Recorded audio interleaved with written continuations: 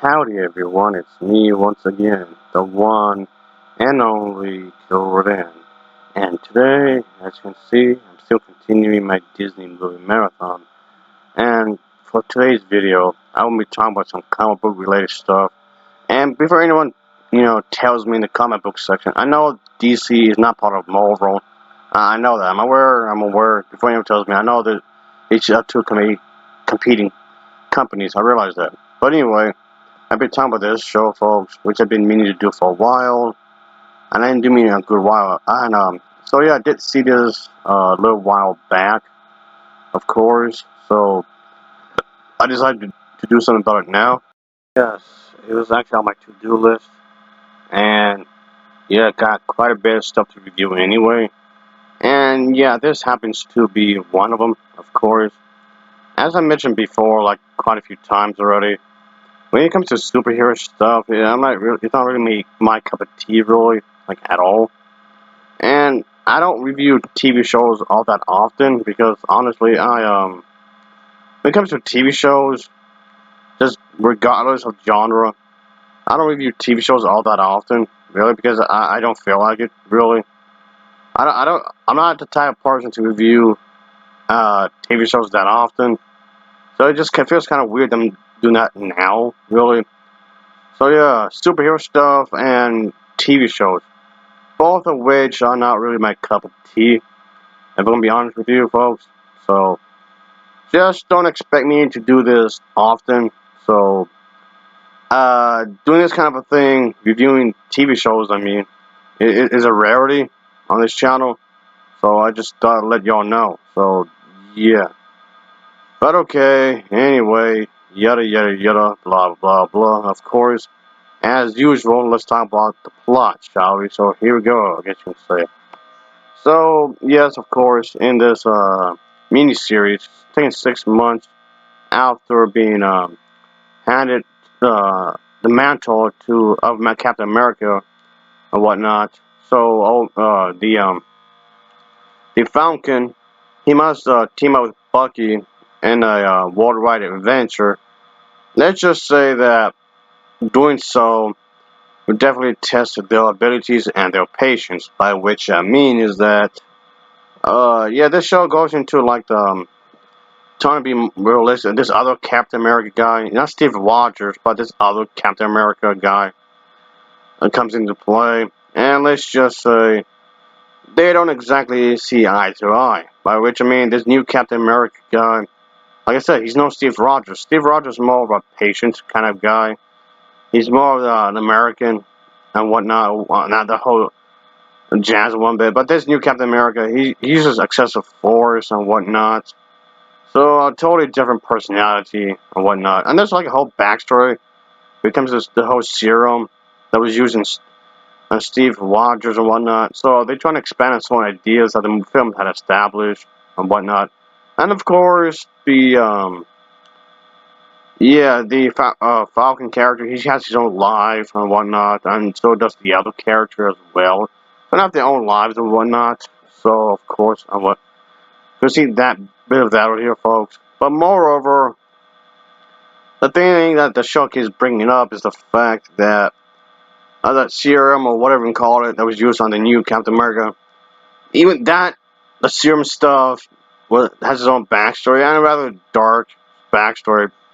Yeah, this show does go into like racial issues, discrimination, that kind of a thing, and whatnot. So, if anything, I want to say the United States government shouldn't become too arrogant, and they should be looked over. Having a United States government in itself isn't necessarily bad. Just point being, just don't become too arrogant. Don't allow what happened to Rome happen right here. Character right here, you see right here. He has to train, and now he realizes more of the whole story and whatnot. So, of course, a lot of his stuff, from his perspective, has changed, obviously, as a result of this, of course. And, but yeah, this kind of thing goes into quite a few stuff like that. How times change, for the better, for the worse. So, yeah, this kind of thing comes into play. Of course, these two will clash occasionally, so because of disagreements and whatnot. And all the while, these two individuals, of course, would do their best to find a way to discover the actual truth has been buried or whatever. And yeah, having a public perspective from the public point of view, and on some things being kept hidden away from everybody for whatever reason. So yeah, this kind of stuff comes into play right here, folks. So yeah, things do become pretty serious, but honestly, I don't mind that really. Yeah, I think that's pretty cool in its own little way. So I have no issues with that really.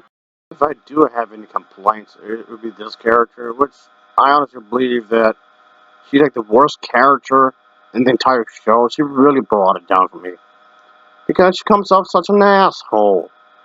Considering the fact that a lot of the problems that happen, a lot of conflicts, I mean, that happen within the show's storyline, has been caused by her. But she's determined and she has passion to do what she thinks is right. Are you kidding me? All the problems she caused could have easily been avoided. But she didn't because the plot said so, I guess. I thought she was a terrible character. She was awful. Jesus. Granted, okay, some people might tell me that she's the villain anyway, and you're not supposed to like her, like, at all. Okay, I get that. Fine, fine. But it's just the way she's written as a character is why I didn't like her when you think about it. Because she comes so stupid. Real stupid. Why is she gonna bring so much stress onto herself? It seems so unnecessary. Come on. And okay, yes, I can already hear it already. Some people may say that she's supposed to be a sympathetic villain and whatnot, which I think that's a bad idea unto itself. And not just that, it's the execution that made it worse because that whole notion was just shoved in there and it made it super obvious. Come on. Also, her dialogue was pretty bad. And it doesn't, there's no variations on it. It's just the same conversation over and over and over again. She came off like a really bland character in that regard. Just keep regurgitating the same thing over and over. There's no personality, really. And the actress, I mean, nothing against her, of course, but, I mean, she's actually a pretty good actress, but she doesn't even help, really. And it goes into another problem is that show, don't tell. And she just talks and talks and talks and talks and talks and talks and talks and then talks and talks and talks and talks. And no, just no. I mean, I don't mind if characters are being fleshed out, sure, but just the way it was done just doesn't help, like, at all. So yeah, some of the writing's kind of bad in the show, or whatnot. So, but yeah. I mean, okay, in the show's defense, I know there's one thing I keep hearing in regards to the show. This is one thing I keep hearing over and repeatedly, which I do have to disagree with. I was often hearing that politics have completely ruined the show, and what, at least to some extent anyway. Again, I'm gonna have to completely disagree with that because I don't mind it really. It makes it more believable. It makes it more realistic. And no, I'm not saying that every single TV show should be done like this. Now, I'm not saying every single TV show or superhero movie should be done like this. No, I'm not saying that.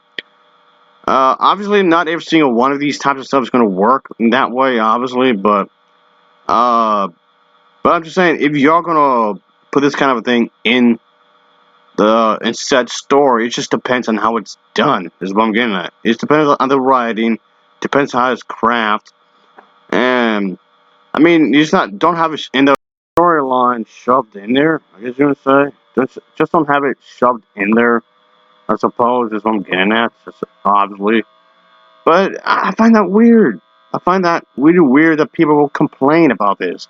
I mean, really, you realize that this was not the first time that any comic story had addressed this kind of thing, right? Storyline for Superman that ran for a good little while, where they spoke about, drug addiction. I mean, yes, that actually happens in real life when you think about it. And then there was in the Sandman series, which I actually did enjoy quite a bit, actually.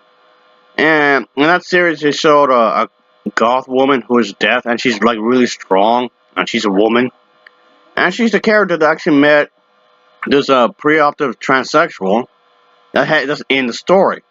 And of course, speaking of which, in the 52 series of Batgirl, yeah, they actually have a transgendered character that has some sort of important role in the story. That's a thing. And then in the 1960s and 1970s Batman, and some of the comics anyway, were trying to be more darker and more grim and whatnot. Some of them anyway, but unfortunately, they just got overlooked by this. The Amos West Batman. I mean, no disrespect to the actor or anything, but I really don't like that version of Batman. I mean, the dark and gloomy Batman came back in the 1980s and 90s because of the one comic book artist, Frank Miller. I mean, I don't like his work really, but I'm just trying to bring this up just so you know. And yeah, which of course there's also the Dark Knight trilogy. So there's that, of course. And the X-Men characters could be displayed for the LGBT to some extent because they're not really well accepted. Point being is that comic books used real life scenarios before and whatnot. Not that I'm trying to justify the social justice warriors or anything, because I think they're a bunch of assholes. And the woke culture as well. So don't be thinking I'm trying to defend those people, which I'm not. But just things weird that a lot of people say that this show has gone too woke. What are you talking about? This kinds of things have been explored before many, many times. I mean, granted, nowadays, looks like a lot of the social justice warriors took over the comics, at least to some extent, when it comes to the writing process. When it comes to DC or Marvel, yeah, DC and Marvel has been a strong decline when it comes to comics, and doing the politics wrong, in the wrong way, sure. Like I said before, I don't mind if this kind of stuff is in these stories. I'm fine with that. It just depends how it's done. And for a lot of the recent comics of DC and Marvel, I kind of brought up in some ways before, but that's why I'm just skipping a lot of detail. I could always bring it up again later if I feel like it, but that's basically my point here. I'm trying to get at. It just depends how it's done. Is what I'm saying. But yeah, this show is being accused of being too woke. Politics is ruining the show. No, it just depends how it's done. That's all. Considered, I can say that this show does have a pretty cool fight scenes. And so the fighting is actually well done.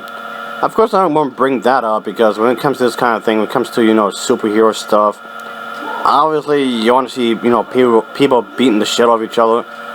That's there. That's definitely there. And seeing a lot of characters being reintroduced and whatnot, and just seeing them just beat up people and whatnot. That's kind of the thing you want to see when it comes to this anyway, which is fine.